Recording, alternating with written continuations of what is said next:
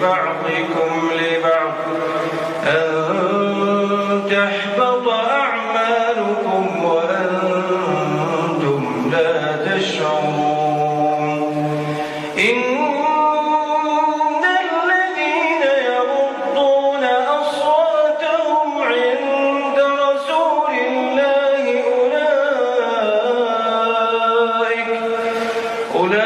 أولئك الذين امتحن الله قلوبهم للتقوى لهم مغفرة